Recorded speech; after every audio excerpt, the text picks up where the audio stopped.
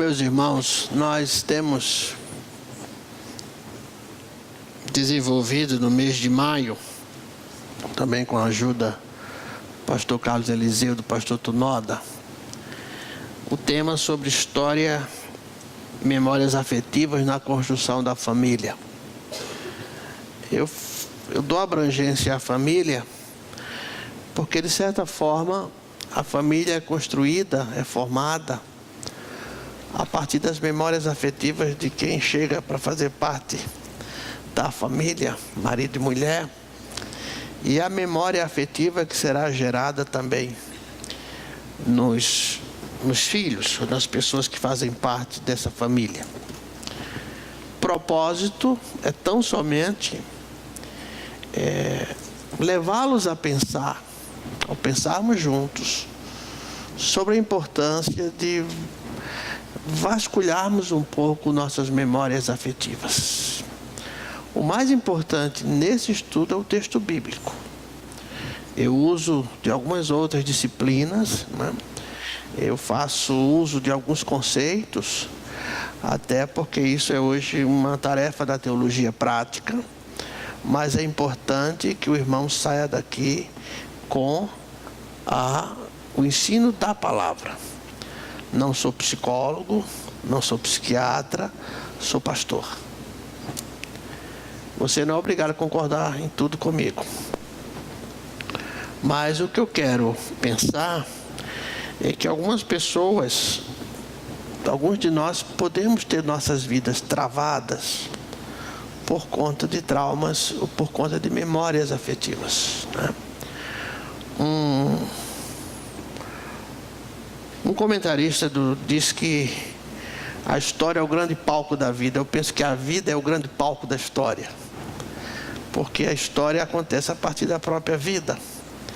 É a vida que é o espaço que se constrói a história, ainda que a vida possa ter influência da história. Mas, e que nós temos memórias, nós temos memórias individuais, nós temos memórias coletivas, nós temos memórias afetivas individuais, nós temos memórias afetivas coletivas. A história, e eu trago os textos apenas para que possamos relembrar aquilo que vamos falar. A história, às vezes ela é problemática no sentido de que ela vai pesquisar algo que não existe mais. Algo que não existe mais do ponto de vista do tempo presente. Quando eu procuro a história, por isso que alguns historiadores dizem que a história é sempre o tempo passado. Legoff faz a pergunta se a história não é contemporânea. Eu penso que ela está ligada ao passado, mas está ligada também à contemporaneidade. Todo dia nós construímos história. Todo dia nós vamos construindo a história da vida, a história da sociedade, a história da igreja, a história da família, a história da nossa própria existência humana. E que essa história, e nessa história, a matéria fundamental é o tempo, né? E que, na realidade, esse tempo, usando a expressão muito comum, o irmão Cid, é inexorável, né? Ele vai seguindo o seu rumo. A história, ela investiga as ações realizadas pelos homens. E o objeto dessa investigação é aquilo que os homens realizaram. Ao mesmo tempo que ela investiga aquilo que são as realizações do homem, se você for analisar a sua história de vida, você vai, de certa forma, analisar e investigar as suas ações realizadas durante a vida. E que o objeto da investigação é o que nós realizamos, é que o homem realizou, seja por uma série de acontecimentos, seja por uma narrativa desses acontecimentos, e que parte central e essencial dessa história é a história social. Não existe uma história, ou pelo menos não deve existir uma história tão somente individualizada. Ela é social. Ainda que seja resultado de uma vida reclusa, ela é social. Porque ela acontece na sociedade. ela acontece no dia a dia da vida. Vimos também, aí falamos que o passado é lugar para se criar memórias e não de raízes, porque muitos de nós ficamos, inclusive até, isso compromete inclusive as próprias instituições. Se não soubermos ler o tempo, nós vamos ficar no tempo. Em 2015 eu fui num encontro, numa igreja, e tinha uma comemoração, obrigado irmão, do Dia das Mães, e lá ainda se usava algo que se usou há 40, 50 anos aqui no Brasil atrás, que aqueles que têm mãe viva recebiam uma rosa vermelha, e aqueles que tinham mãe já falecida recebiam uma rosa branca. Isso já não é mais tão comum no nosso meio, não é? Até porque isso podia, de certa forma, discriminar pessoas, né? Especialmente crianças ficavam numa situação um tanto difícil nessa questão. Então, o passado é lugar de se criar memórias. E memória é uma representação do passado, né? Ainda que ela seja histórica ou social, como nós já vimos em outros estudos. A memória é um fenômeno sempre atual. Próximo slide, por favor. A memória é um fenômeno sempre atual, um elo vivido no eterno presente. A história é a representação do passado. Há quem pense diferente, há questionamentos sobre isso. Mas, em síntese, história tem a ver com o passado, memória tem a ver com o presente. E a memória é o elo que junta isso, né? Também trabalhamos a questão das memórias afetivas, ou da memória afetiva. É a memória formada pelas lembranças que estão na consciência. Eu cheguei na terça-feira de manhã, na quinta precisei ir para São Leopoldo, e eu consegui comprar uma máquina muito velha de moer café. Deixei lá encomendada porque eu quero fazer o que vocês faziam no passado, moer, Reinaldo, moer café. Aquilo traz uma lembrança de infância para mim, de certa forma. Mas pastor, já tem um café moído? Tem um café moído. Tem motor elétrico para moer café? Tem. Mas eu quero, nessa viagem à infância, lembrar o tempo que o café era moído, torrado em casa. Não que na minha casa fosse moído, o café já vinha moído. Mas nos sítios, né, você via isso. Então, na realidade, o passado, ou a memória, é formada pelas lembranças. Algumas são frustrantes, porque você não vê a hora de ir para tal lugar, tomar o suco daquele lugar, o refrigerante daquele lugar, e você vai ver que não é mais a mesma coisa. Isso passou, mas a memória vem por um odor, vem por uma música, vem por uma frase, vem por um perfume, uma série de coisas que você traz na sua memória afetiva, como já temos trabalhado com isso. A questão das memórias afetivas, aquilo que às vezes dá um certo bloqueio nessas memórias é quando acontecem os traumas. O século XX é chamado, por favor, volta o slide. O século XX é o chamado século do trauma, ou paradigma do trauma, ou da experiência muda. Quem fala isso é Giorgio Agamben, o Agamben, que é aquele filósofo italiano que fala nisso. Ele chama que é o tempo da experiência muda, onde as pessoas, o século XX, onde as pessoas não falam dos seus traumas. Coincidentemente ou não, a psicologia pastoral ela vai se desenvolver a partir da segunda metade do século XX. Se fala um pouco dessa psicologia pastoral, dessa questão pastoral, cuidando das afetividades.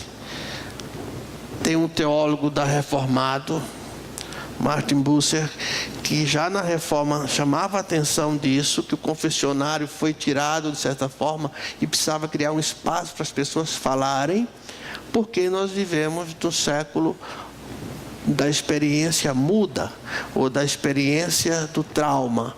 E comumente nós não temos paciência para ouvir o trauma das outras pessoas. E achamos que podemos resolver traumas simplesmente dizendo, deixa isso para lá. Por isso, esse século XX, estamos vivendo o século XXI, mas ainda sob forte influência do século XX, ele foi chamado o século do paradigma do trauma. Trauma é a violação de uma fronteira que coloca o interno e o externo numa estranha comunicação. Aquilo que era para ser uma comunicação normal, interno e externo, passa a ser vivido de forma diferente, de forma estranha.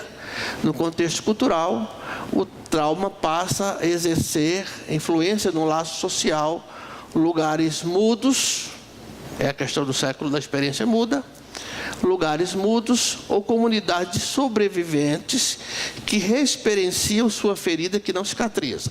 Isto é, ou vivemos num ambiente onde as pessoas não falam nada, ou simplesmente aquele ambiente que as pessoas falam dos seus traumas, recriam seus traumas, reexperienciam seus traumas, mas não dão o tratamento devido e a ferida não cicatriza. Então não é simplesmente falar sobre um trauma, não é simplesmente ouvir sobre um trauma. Eu preciso, de certa forma, construir uma experiência, ou construir uma situação, uma comunidade, onde esses traumas possam ser cicatrizados. Ainda que Boris Cyrulnik diz que ele está lá, mas ele está lá, a gente sabe porque é memória, você não perdeu memória. Você sabe que ele existiu, mas ele já não tem aquela influência que tinha antes na sua vida. É claro que um trauma nunca é agradável. Senão não seria um trauma. Mas eu começo a entender que, apesar daquele trauma, eu preciso reconstruir ou construir minha vida. Ou então, eu vou ser fadado a viver a minha vida inteira sob a influência desse trauma. E alguns por opção, e é interessante como você concilia evangelho de salvação, evangelho de esperança e trauma. Porque alguns de nós professamos de fato a nossa conversão em Jesus Cristo. Cremos na esperança que Deus nos dá, mas não abrimos mão do nosso trauma. O nosso trauma passa a ser o nosso bichinho de estimação. Com toda a potencialidade, com toda a possibilidade e com todos os recursos que hoje nós temos mais disponíveis, porque hoje já se conversam sobre certos assuntos, e hoje há recursos para até se descobrir aquilo que você não sabe, aquilo que está no inconsciente.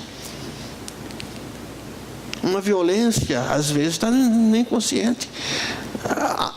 Há uma marca, há um efeito, mas você não sabe a causa, mas hoje já há recursos para descobrir essa causa.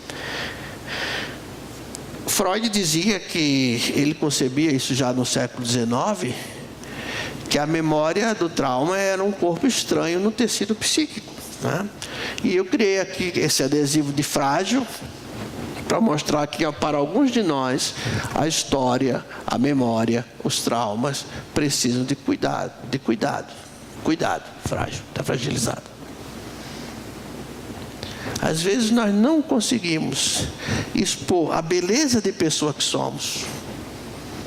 Às vezes você não consegue conviver com uma pessoa para perceber a beleza que essa pessoa tem em função dos traumas. E que nunca são tratados, porque não é fácil. Não é fácil. Por isso, quando este ano nós quisemos trabalhar sobre memórias, ou memórias afetivas, memórias que possam ser cuidadas, tratadas, despertadas. Não vamos resolvê-las nesse ambiente aqui, mas pode ser dado um start para que você perceber há algo estranho comigo. Aí a linguagem freudiana, no meu tecido psíquico tem algo estranho, tem um corpo estranho nesse negócio. Por que eu não consigo me relacionar? Porque eu não consigo ver com naturalidade determinadas coisas, viver certas experiências. Porque eu tenho tanto pavor pela maternidade. Porque eu tenho tanta dificuldade em lidar com o sexo oposto. Por quê? Então você pode, não estou dizendo que necessariamente tenha havido trauma, mas você pode começar a aprofundar, porque em detrimento a uma série de outras pessoas, nós temos o Espírito Santo que nos conduz, que nos leva à verdade. É claro que Deus usa, eu entendo isso, as disciplinas afins, as interdisciplinares, para nos ajudar. E já se venceu muito o conceito da psicologia, o preconceito da psicologia, da psiquiatria, já se venceu muito isso. Ainda é forte o preconceito, mas se venceu muitas coisas. E você pode estar sendo escravo de um trauma, escravo de uma experiência que nem sempre é a melhor, mas trauma precisa de cuidado. Eu trouxe para vocês essa fotografia do Omar Dagnesh. Ela correu o mundo. Vocês devem ter visto na televisão, na guerra síria, essa criança na época com 5 anos. Depois apareceu esses dias uma nova foto. Aquele é o Omar, né? Já tomado banho, cuidado, um tempo após, né? Dizem que essa foto foi uma foto obrigatória pelo sistema, imposto pelo sistema de governo da Síria. O pai diz que não, né? Mas o fato é, será que hoje o Omar, pelo fato de ter tomado banho, de ter tratado, volta a outra imagem, por favor, será que não ficou nada daquela situação na vida dele? Será que uma roupa nova, um banho, tudo te ajuda, lógico, aumenta a autoestima? Mas será que essa questão resolveu não só a situação dele, como de outras crianças, de meninas, de meninos, que às vezes são levados. Vocês viram recentemente o que fizeram em São Bernardo? Tatuador. Viram aquilo? Viram aquilo?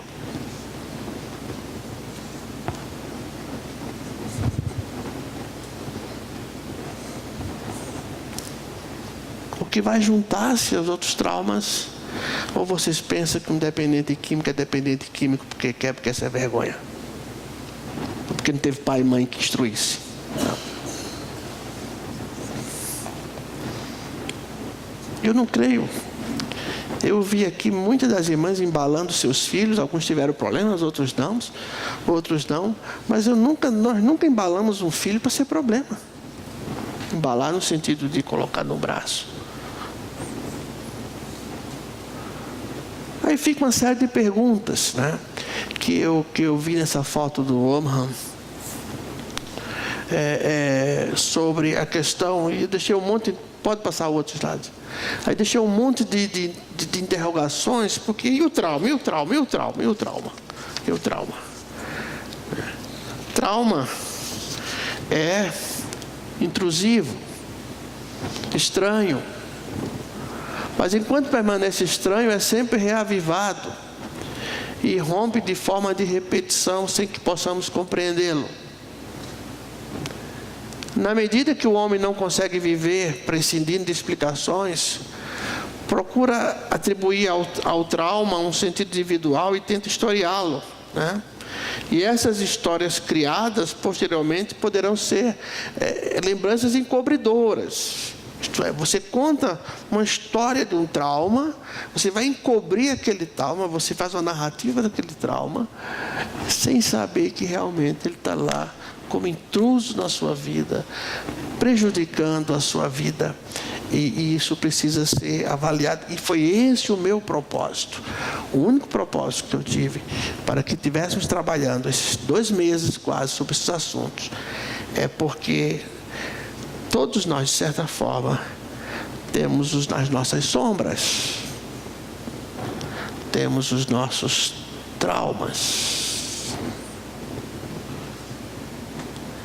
como se de repente tivesse que fazer aquele exame que é feito a cada ano, a cada 6 meses, sobre a reincidência de um câncer. A agonia que você vai às vezes ao médico para receber o diagnóstico. Muitas vezes essa agonia existe a partir do trauma, né? Boris Cyrulnik diz que ele é autor da teoria da resiliência do ponto de vista da psicologia. Ele diz que a memória traumática é muito especial e não é uma memória normal. Não é. Trauma não é normal, gente. Precisamos entender isso. Entender. E de certa forma, precisamos entender que ele é inaceitável. Eu não tenho que conviver com isso como forma opressora da minha vida, ou maneira inibidora da minha vida.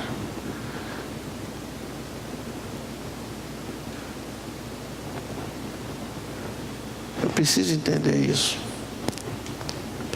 E é interessante, irmãos, por mais que você estude, por mais que você conheça, por mais que você tente tratar essas coisas de forma numa boa, né? Nem sempre é possível. Quando você menos espera, ela bate na sua porta. Ali na saída do metrô da Vila Madalena, quem vem aqui para Heitor Penteado, tem uma série de poemas. De poemas. Tem um que acho que é de Augusto dos Anjos, que diz que a consciência é feito um morcego que vem à noite. Não sei se alguém já leu aqueles poemas ali, vale a pena. Trauma, acho que é mais ou menos esse morcego. Quando você menos espera, aquilo trava você, inibe você. Eu trouxe como texto desta semana um texto sobre Neemias. Neemias é patriarca judeu, aquelas informações que estão aí, vocês sabem, tem na Bíblia. Mas eu quero, e que viveu exatamente um período de destruição de Jerusalém, dos muros de Jerusalém. Não só a memória pessoal, mas coletiva.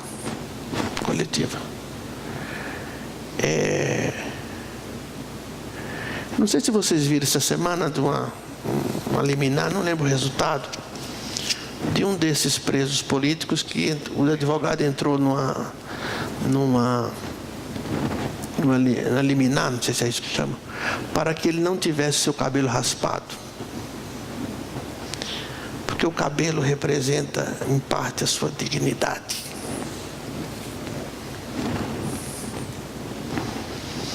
Quando alguém vem e passa uma máquina zero no seu cabelo, de certa forma, ela está tirando a sua dignidade.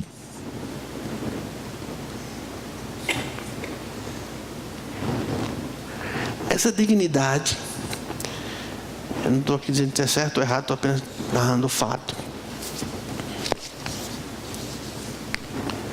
Essa dignidade,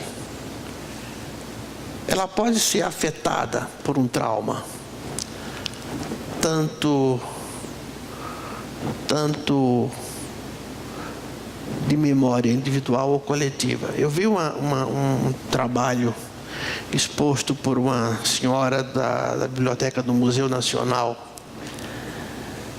sobre instrumentos de tortura a partir de 2 obras do Museu Nacional, 2 desenhos de gravuras sobre instrumentos de tortura usada por cristãos.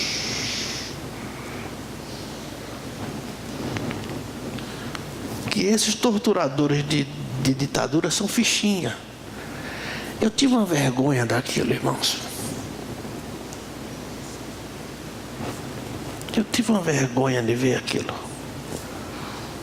Aquilo afetou a minha memória coletiva.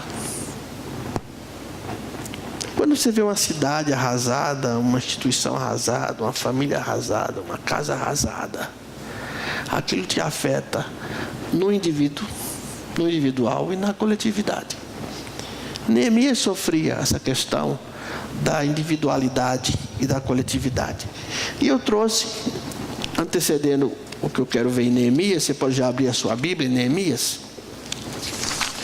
Eu quero apenas trazer à memória o que Jeremias colocou diante de Deus na sua oração, nas suas lamentações, quando expôs a Deus lá em Lamentações 3. Você pode abrir sua Bíblia em Neemias. No outro slide eu apresento como a percepção de Neemias em relação a esse passado e presente e passado. Ele viu que na sua oração ele expõe que a situação presente é resultado do passado.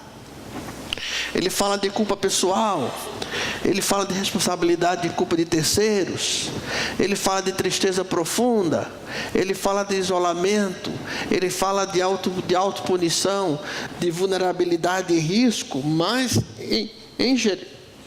em Jeremias, a não ser na confiança da esperança em Deus, não há por parte de Jeremias uma atitude proativa em relação ao problema que ele está vivendo. Talvez por contingência. Mas quando abrimos a história de Neemias, a oração que Neemias faz, e esse slide nós vamos trabalhar nisso, como Neemias lidou com as memórias. Isso eu posso passar para a secretaria envia para os irmãos. Está lá no capítulo 1, Neemias, diz o texto que no versículo 2, que chegou de Judá com um grupo de outros judeus. Então eu pedi notícias da cidade de Jerusalém e dos judeus que haviam voltado do cativeiro da Babilônia. E eles contaram que aqueles que não haviam morrido e haviam voltado para a província de Judá estavam passando grandes dificuldades. Contaram também que os estrangeiros que moravam ali por perto os desprezavam. Disseram que finalmente as muralhas de Jerusalém ainda estavam caídas e que os portões que haviam sido queimados ainda não tinham sido consertados. Quando ouvi isso, eu me sentei e chorei. Primeira lição que Neemias nos dá aqui para enfrentar um trauma é tomar consciência da situação e enfrentar isso. Enfrentar. Céu não é lugar de fuga. Céu é herança eterna que nós, os crentes de Jesus, temos por herança da parte de Deus, mas não é lugar de fuga.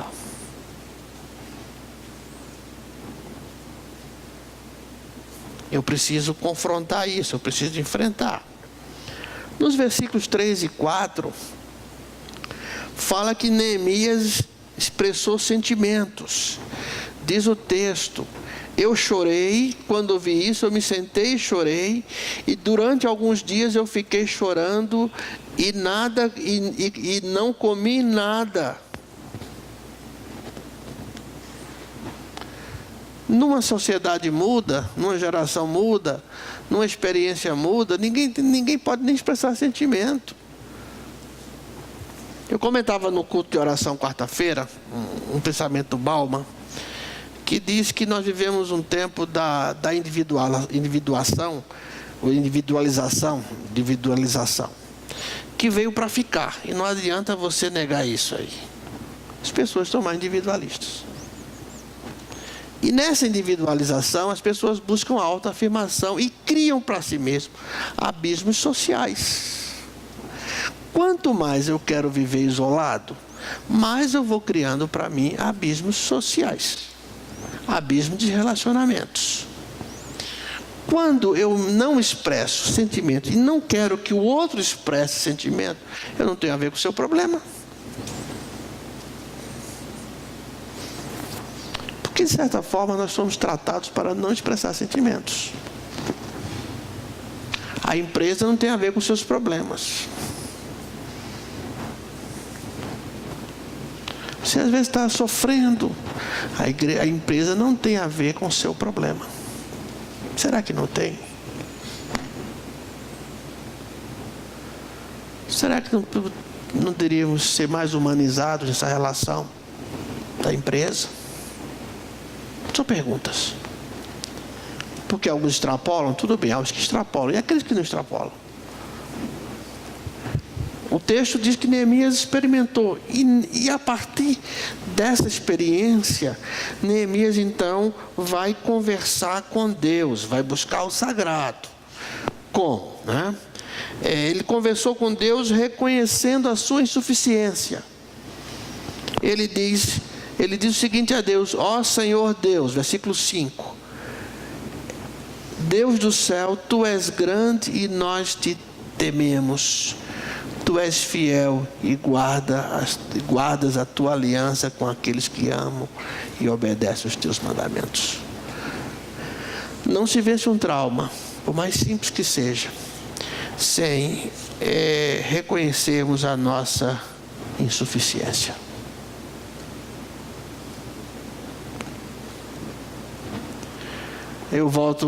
Ontem eu mencionei essa música do Eduardo Mano, que diz: Tu és Deus e eu não.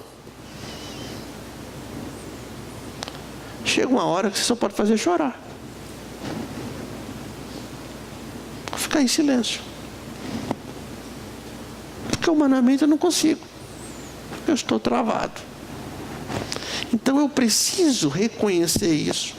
Eu preciso considerar e reconhecer essa insuficiência. Eu preciso considerar os erros, que ele faz isso no versículo 6 e 7, pessoais e do entorno e a contingência.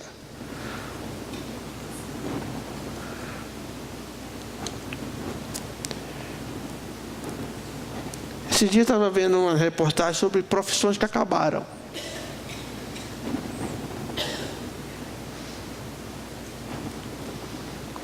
Profissões que acabaram. Nós sofremos contingências. Erramos. Algumas coisas na nossa vida são consequências de nossos erros também. Mas nós sofremos consequências, contingências do ambiente que vivemos, da economia que vivemos.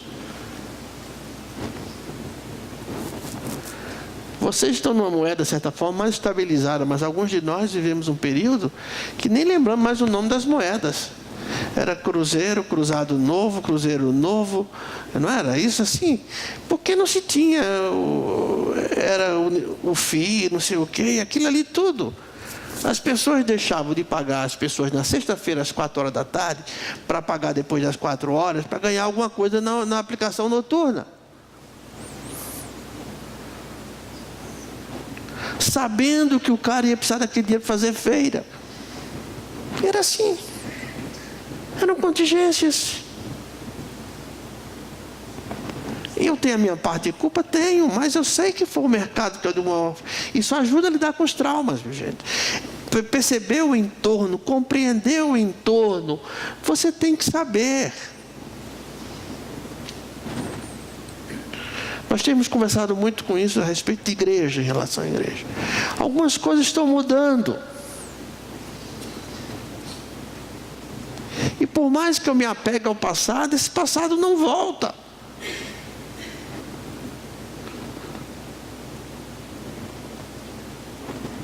E é assim na nossa vida. Por mais que eu considere que eu estou bem conservada, eu não tenho mais 40 anos. Não tenho. Então, eu preciso reconhecer, nessa luta com Neemias, ele reconheceu os erros, mas reconheceu as contingências.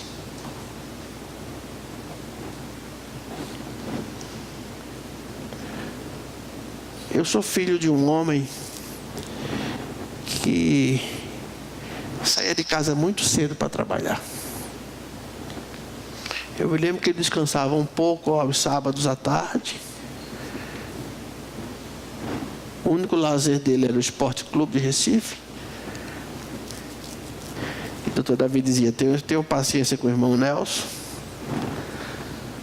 Mas houve um plano econômico chamado Plano Funaro, que alguns vão lembrar, que ele perdeu tudo um dia para a noite. E nunca mais meu pai se levantou. E guarda algumas angústias e amarguras com isso. Então, houve um pecado do povo, houve um erro meu, mas houve contingências. Alguns traumas, algumas frustrações, algumas inquietações, algumas angústias que eu trago, eu preciso considerar as consequências desse entorno. O que levou a isso, o que contribuiu para isso. Eu vejo às vezes queda de muitos casamentos, há responsabilidade dos cônjuges, mas há um fator externo, chamado contingência econômica, que afeta.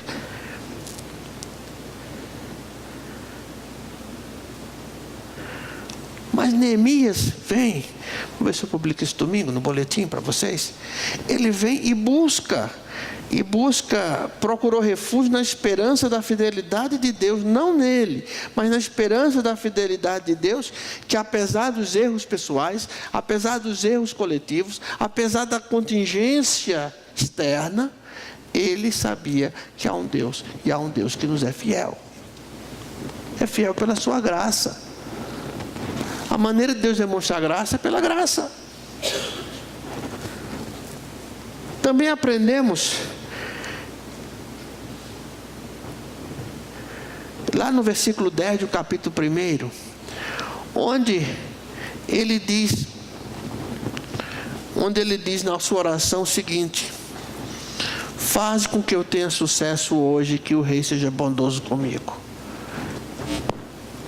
Ele valorizou a experiência do dia a dia, reafirmou a importância do dia a dia, mas não cedeu ao jogo do contente, sabe, irmãos? Nós que somos pastores, nós estamos muito sujeitos, por causa da pressão que vem daí, assumimos uma persona, fazendo sempre jogo do contente, como sempre se tudo estivesse muito bem entre nós e comigo. Se a gente fala mais duro, que está zangado. Se fala mais das emoções, do íntimo, das entranhas, porque está desabafando. Se fala de problema, porque não tem fé. Porque não tem poder do Espírito. Unção do Espírito. E se não tivermos cuidado, nós nos tornamos mentirosos aqui, sabe? E muitos fazem isso e adoecem nesse aspecto. Se matam porque querem fazer de nós palhaços no grande palco da religião.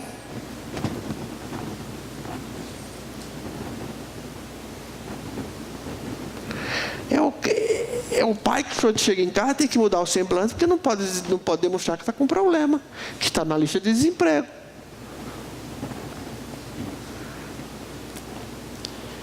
E que às vezes nossas esposas não compreendem, como também não compreendemos algumas coisas delas, que o mundo não gira em torno disso. O que aconteceu com Neemias? Ele foi sincero com as suas emoções.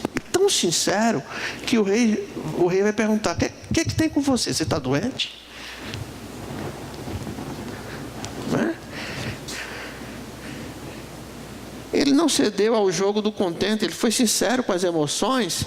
Por que você está triste? Pergunta o rei no capítulo 2, versículo 2. Portanto, deve estar se sentindo infeliz.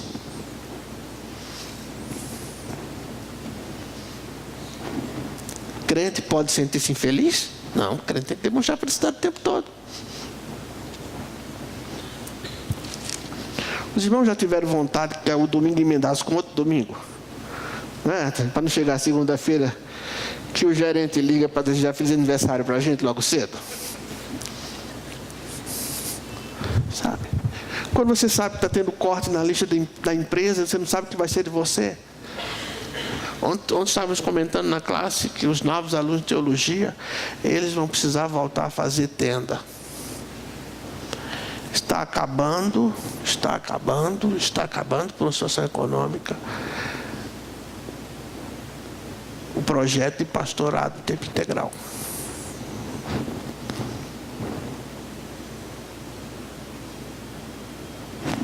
Porque os meninos pagam às vezes quase R$1.000 de um curso teológico. Mas candidatar um salário de R$2.000, R$3.000 para pagar aluguel que não dá nem para comprar um livro. E ele é medido pela sabedoria. Então ele vai ter que fazer tenda. As mulheres têm cada vez sair mais de casa para trabalhar, porque o marido não suporta sozinho. E nós temos nesse grande palco da vida, está sempre sorrindo.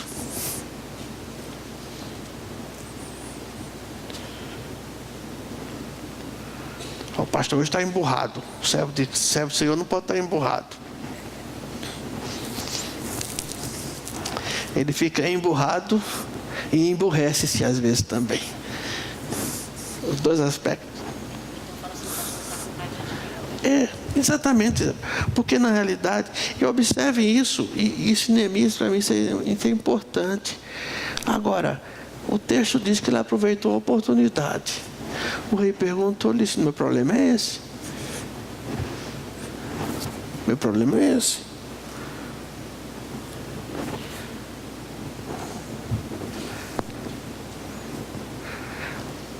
Porque eu posso, como diz Boris Cyrulnik, ou ficar travado por conta de um trauma. Eu tenho consciência que eu tenho esse trauma, eu vou buscar ajuda disso e vou cavar as oportunidades disso.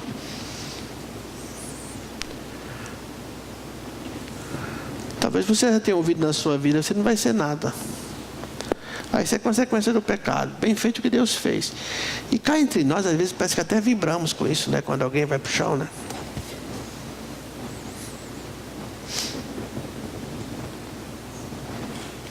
Quando a gente vê um casal que parece que aparentemente não tem problema, a gente diz: não, deve ser mentira. E a gente torce pela queda do sujeito. Pode ver. Eu não estou mentindo com isso. Não, aquilo é muito perfeito, deve ter alguma coisa errada naquilo ali. Não é assim.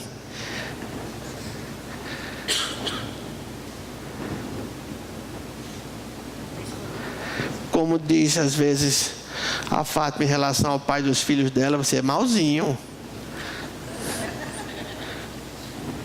Às vezes somos mauzinhos.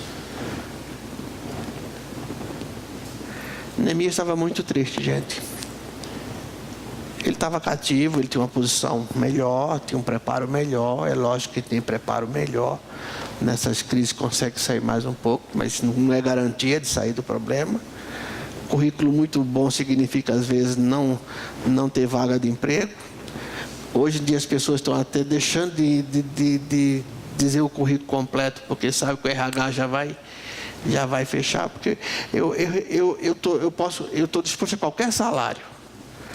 E o pessoal do RH sabe que aquilo vai durar um mês, que no outro mês ele está frustrado, porque o trabalho dele, e é isso que o sábio fala sobre felicidade lá em Eclesiastes, um dos comentaristas diz que é exatamente a noção que você tem, que o seu trabalho dá a condição de pelo menos você ter o básico na sua casa. E você sai para trabalhar e vê que não dá direito a esse básico, você fica frustrado. Essa é a economia que estamos vivendo. Esse é o mundo.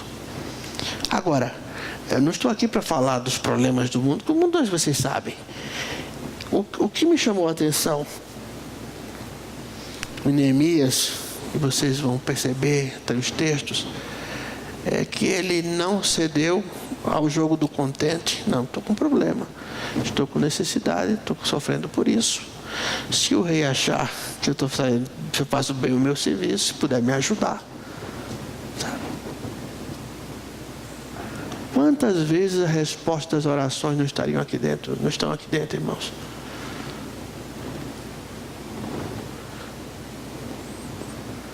Eu não indico ninguém, pastor. Você continua indicando. Se der errado, deu errado. Não tem problema com isso. Porque eu também fui indicado. Alguém teve misericórdia da minha história e me ajudou. Agora, diz o texto que ele pediu autorização ao rei, foi até Judá, andou, teve um período de silêncio, um período voltado para si mesmo. É necessário de avaliação. Quando as pessoas estão caladas, necessariamente não estão deprimidas. Esse momento de silêncio é importante.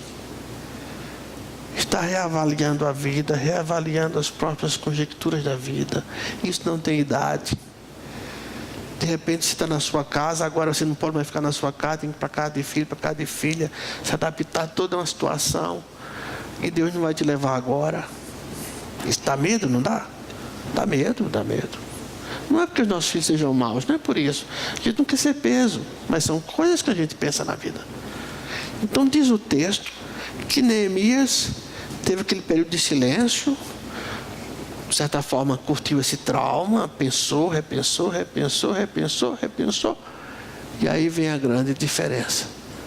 Tomou uma atitude diante de uma situação que se apresentava caótica, né? Isso é, de certa forma, vencer um trauma. Que atitude eu preciso tomar?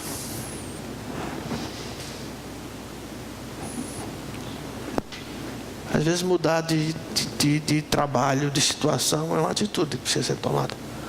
Mas ela não é de forma precipitada. Veja o que Neemias fez. Durante 3 dias não contei a ninguém o que se passava comigo, o que eu estava fazendo naquela cidade. Permita o tempo de silêncio. É um tempo doído às vezes.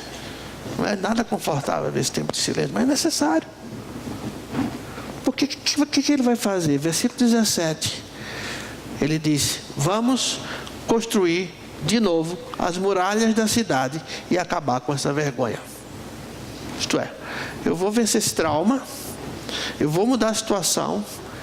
O problema é que eu não consigo dirigir, eu vou dirigir.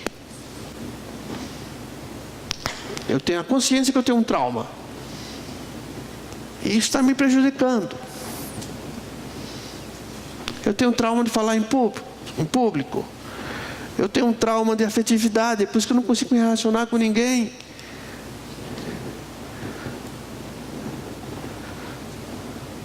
Se eu tenho uma namorada para cada ano, ainda que eu case, eu tenho a tendência de ter problema.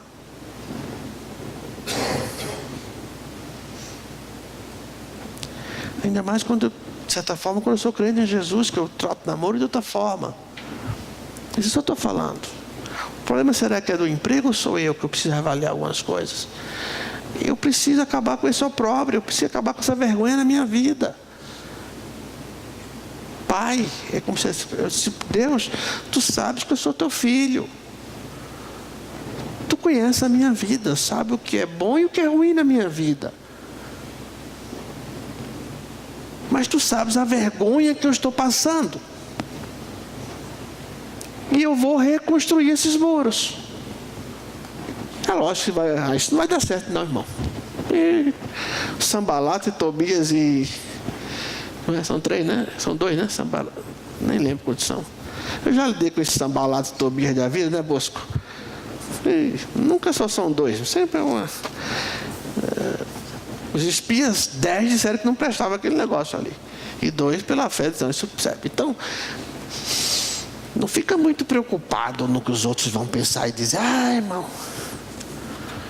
Porque aquele resultado do seu silêncio com Deus, das suas observações, da sua tomada de consciência, eu tenho um trauma. Eu estou traumatizado. Isso é um corpo estranho no meu tecido psíquico. Eu tenho duas possibilidades. Ou continuar com a minha vida travada por causa disso, ou vou me recolher um tempo, vou conversar com Deus, vou avaliar e vou dizer, vou reconstruir. Eu brinquei com uma colega, talvez ela esteja até me ouvindo. Eu disse, olha, eu brinquei, pobre não tem que morar em condomínio fechado. Pobre mora na beira de calçada, porque ali ele põe a barraca dele e vende. E resolve o negócio. Que mascatear ainda é uma saída para muitas coisas. O comércio ainda é saída para muitas coisas, né? É verdade. Você fica num ambiente que Você nem consegue fazer bucho, porque vai cheirar, o povo vai saber se está comendo bucho, né?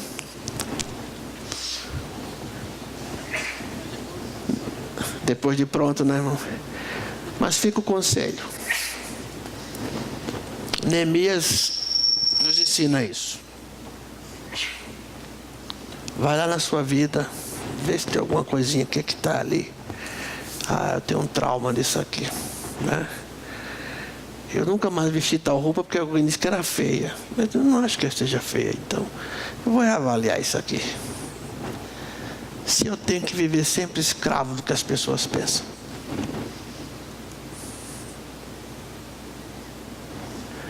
o que eu vou fazer?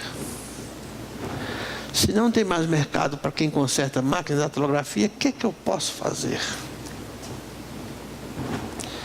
Eu vou conversar com o meu conselheiro, que é meu Espírito Santo. Nós temos o Espírito Santo de Deus, gente. Que não é só para dizer o que é pecado e o que não é, que está errado, não. Se eu tivesse dado mais ouvido ao Espírito Santo de Deus, algumas coisas na minha vida não teriam acontecido.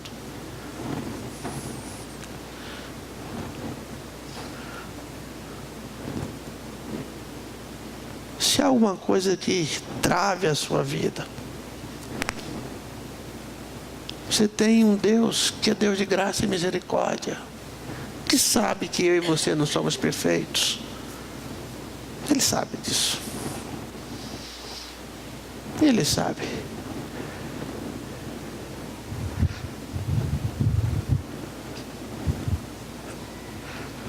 É o Deus que sabe que somos mais fofinhos, ainda que usemos preto, né?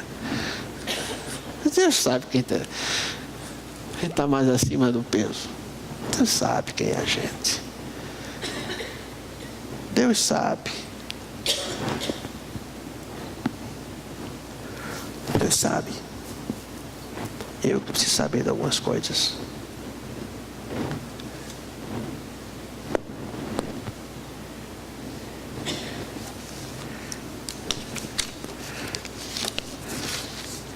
Sabe, irmãos, neste mundo, nem nas nossas igrejas,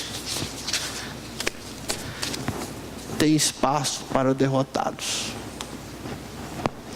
Aliás, há quem diga que a história era sempre contada a partir dos que venceram. Agora que a história, alguns recontam diferente a partir dos vencidos. Aí você vai descobrir que honrado é quem perdeu, não é quem venceu. E é assim. Perdemos amigos, perdemos prestígio.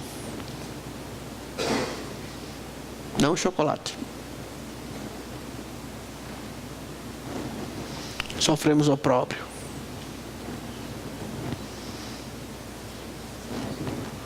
O trauma é muito duro nisso. Mas ele pode ser cuidado. Eu tenho que primeiro ser um pouquinho reconhecido nisso. E que Deus nos ajude. Patrícia, me lembra para colocar o roteiro dessa oração. Isso aqui é só um roteiro, não é fazer passo a passo, 7 passos que o pastor ensinou para poder vencer um trauma. Não tem isso comigo não, gente. Sabe? Mas volta à experiência de Neemias. Ele enfrentou muitos problemas, oposição, você vai enfrentar também. Mas, Senhor, tira de mim essa vergonha. Não há, acho que, experiência pior do que alguém coberto de vergonha.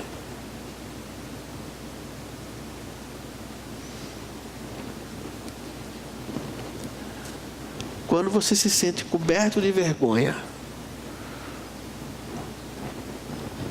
você se sente o último dos últimos.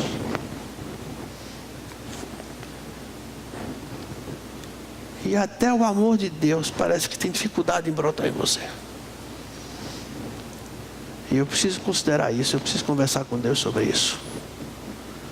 Eu preciso reagir a isso.